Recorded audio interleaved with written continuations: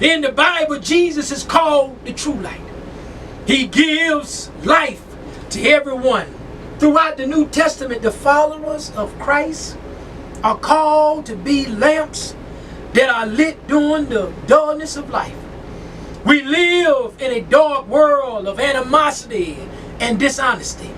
Romans 13:12 tells us to cast off works of darkness and put on the armor of light.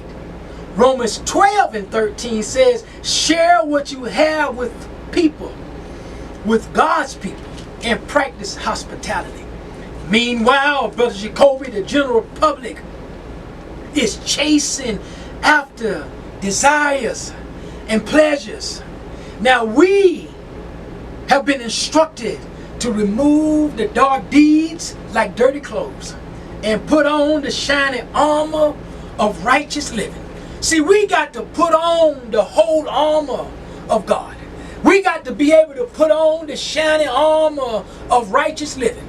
We got to be able to show hospitality, let your light shine. We got to be able to help those that are in need. We got to be able to help those that are in trouble. We got to shine the light, or let the light shine through us by our good works, and they will give God all the glory.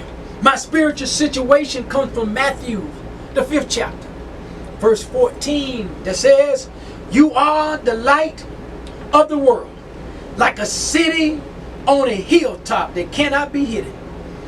This, the church, is often called the city of God that cannot be hidden. Jesus does not compare us to any old city, Pastor Marilyn, but to a city that's placed on a hilltop. We are the light of the world. Just as physical light dismisses darkness, as believers, we should be the most magnificent and marvelous witnesses of the Lord's light in a world of darkness, in a world that's been darkened by sin. Many of the cities set on hilltops or on the side of mountains. They were seen from a distance and watched from miles away. But I don't know, but Jesus could have pointed to such a city and told his disciples that they were similar to that house that's positioned on the side of the hill. Their actions could not be hidden. The eyes of the world was upon them. Remember that we are always in view. People are always watching you. So be holy, harmless, and unblemished as you shine your light. Our conversations cannot be concealed. They always listening at what we got to say, Pastor Marilyn. They always observing you, Brother Jacoby, in the things that you do and the things that you say. Don't be surprised by they watch the clothes that you wear. They'll see a little piece of lint on your clothes because they always watching the light to see what the light is going to put out. Remember, when you're walking down the hall, folks are watching. They are watching with their ears, listening at your footsteps. We are blessed to be the city that's built on the hill. We are noticeable and acknowledged by all. In other words, somebody is always listening, seeing the city that's sitting on the hill. Somebody is always keeping an eye on you, Brother Jacoby. And soon as you mess up, Pastor Marilyn, they're going to bring it to your attention. As soon as you trip up or stumble, they will bring it to your attention. I thought you were saved. I thought you was a preacher. I thought you was a woman of God. And you acting like this. Soon as you slip, and there's no perfection in your slipping, they'll find something to try to cast a shadow on your light. As I get ready to make my 2 points, come to my conclusion, Brother Jacoby. My first point comes from Matthew, the 5th chapter, verse 13, that says, you are the salt of the earth. But what good is salt if it has lost its flavor? Can you make it salty again? It will be thrown out and trampled underfoot as worthless.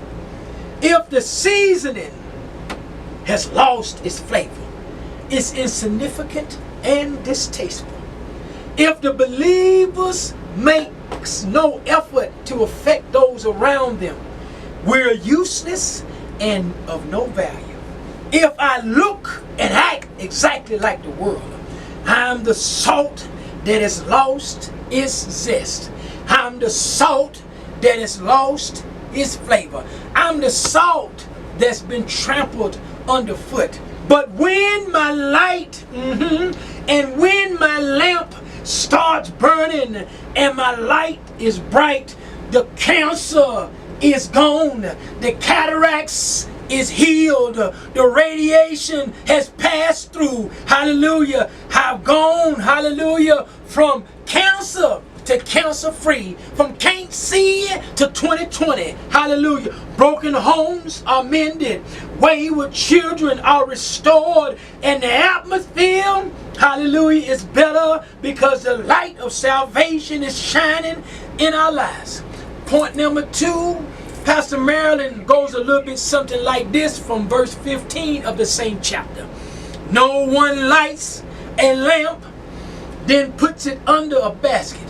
Instead, a lamp is placed on a stand where it gives light to everyone in the house.